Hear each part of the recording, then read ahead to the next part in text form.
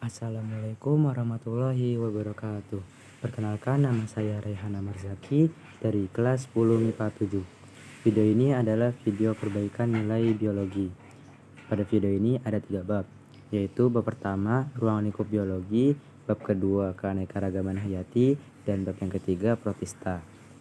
Pada bab pertama ada 3 indikator. Yang pertama menjelaskan karakteristik umum sains. Sains berasal dari kata Latin yaitu scientia, yang berarti pengetahuan. Sains bertujuan untuk mendapatkan pengetahuan melalui pengamatan dan eksperimen serta berbagai bidang ilmu yang bersifat ilmiah. Bidang ilmu sains biasanya dibedakan menjadi 2, yaitu ilmu sains alam dan ilmu sains sosial. Sains memiliki berbagai karakteristik, yaitu yang pertama rasional, objektif, empiris, dan akumulatif. Rasional artinya sains merupakan hasil kegiatan berpikir secara logis dengan menggunakan nalar yang hasilnya dapat diterima nalar manusia. Sains bukan tahayul. Objektif, sains merupakan kebenaran apa adanya karena didasarkan atas data-data dan tanpa pengaruh pendapat atau pandangan pribadi. Empiris, sains dapat dibuktikan dengan pengamatan, penelitian, atau eksperimen. Dan akumulatif, yaitu sains dapat dibentuk berdasarkan teori lama yang disempurnakan, ditambah atau diperbaiki sehingga makin sempurna. Indikator yang kedua menjelaskan kegiatan yang berkaitan dengan ilmu biologi. Pada ilmu biologi ini ada berbagai bidang, yaitu bidang pertanian, bidang peternakan, bidang industri, bidang kesehatan, dan masalah sosial. Indikator yang ketiga, contoh dampak negatif yang timbul akibat berkembangnya ilmu biologi.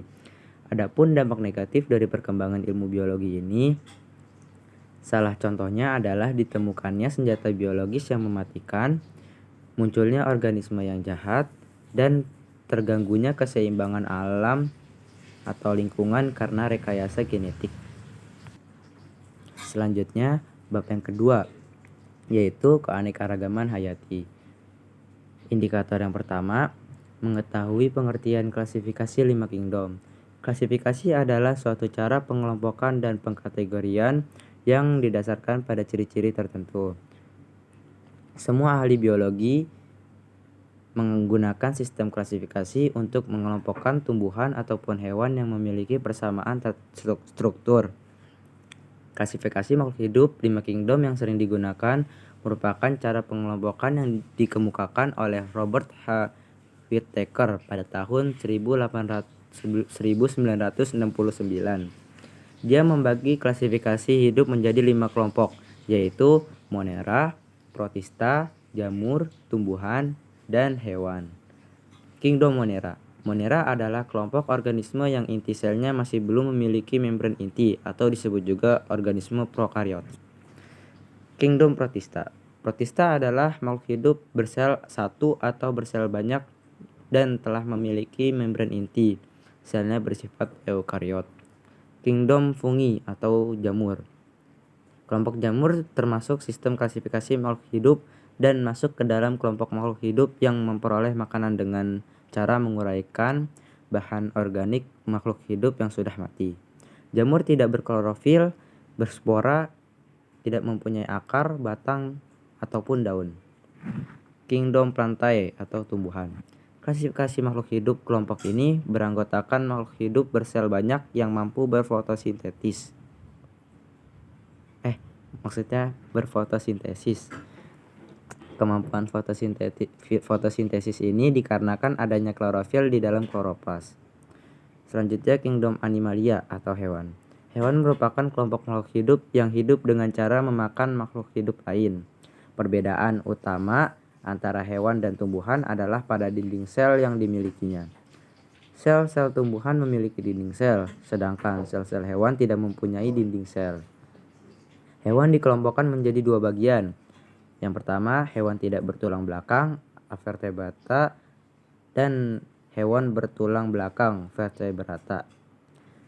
Indikator yang kedua menjelaskan tentang keanekaragaman gen, jenis, dan ekosistem. Keanekaragaman genetik merupakan variasi atau perbedaan sifat dan penampilan individu-individu dalam satu varietas atau antar varietas dalam satu spesies. Keanekaragaman hayati tingkat spesies adalah variasi atau perbedaan sifat dan penampilan antar individu berbeda spesies dalam satu familia. Hal ini termasuk karena perbedaan struktur dan jumlah gen.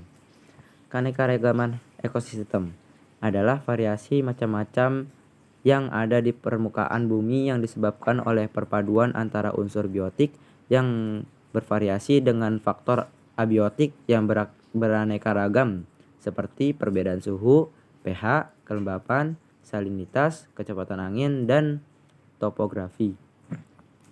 Selanjutnya, indikator ketiga menyebutkan tingkat takson pada sistem klasifikasi makhluk hidup.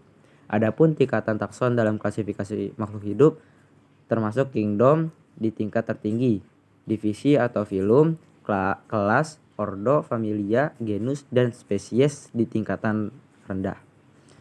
Kingdom ataupun regnum merupakan tingkatan takson tertinggi dengan jumlah anggota takson terbesar.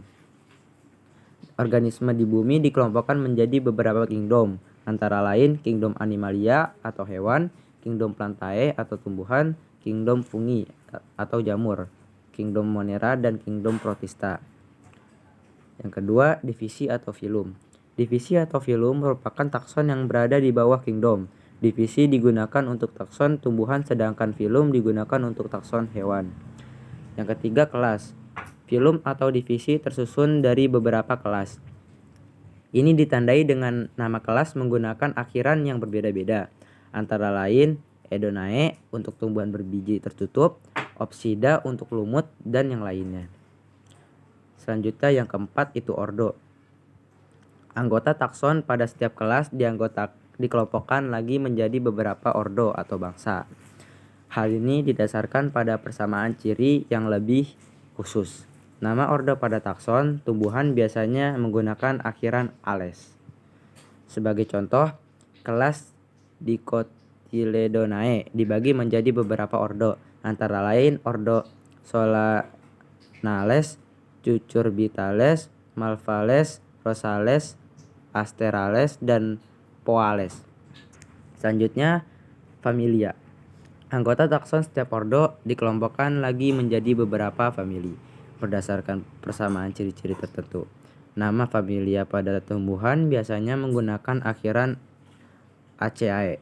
Misalnya famili Solanaceae, Cucurbitaceae, Malvaceae, Rosaceae, Asteraceae, dan Poaceae.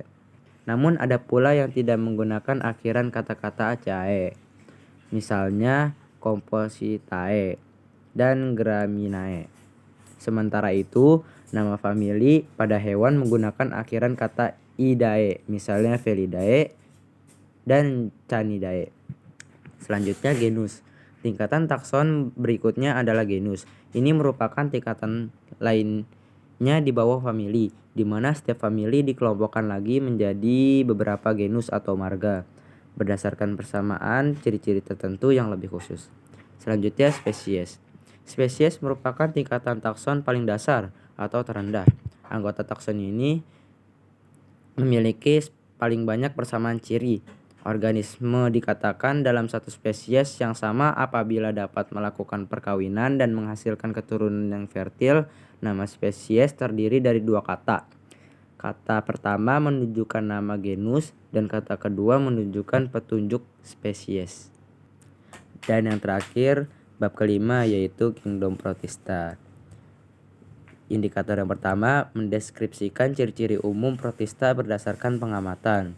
Ciri-ciri yang pertama, sebagian besar protista adalah uniseluler. Ciri yang kedua memiliki nukleus. Ciri yang ketiga memiliki organel sel.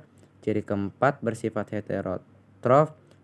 Dan ciri yang kelima berkembang biak secara aseksual. Indikator yang kedua memberi contoh protista bagi kehidupan. Contoh pertama itu Trichomonas vaginalis, yaitu yang menyebabkan penyakit kelamin pada perempuan.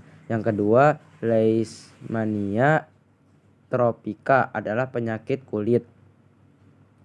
Yang ketiga, entamoeba berperan dalam proses pembusukan sisa makanan. Yang keempat, entamoeba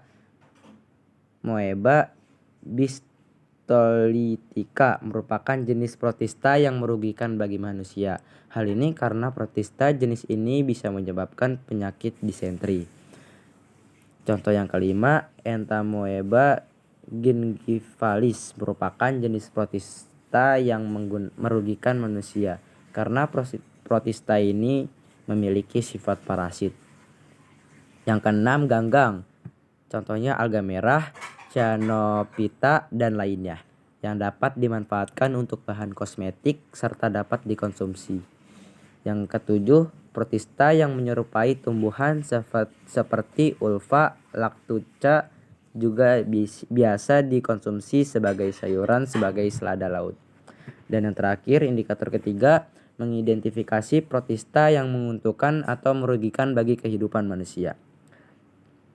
Keuntungan protista bisa menjadi bioindikator, pupuk, obat, penggosok logam, bahan isolator, filter air, makanan, kertas, dan bahan pengental. Kerugiannya menyebabkan keracunan pada ikan, parasit, pengotor air, penyebab penyakit disentri.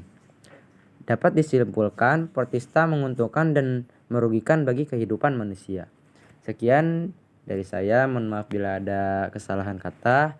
Terima kasih. Wassalamualaikum warahmatullahi wabarakatuh.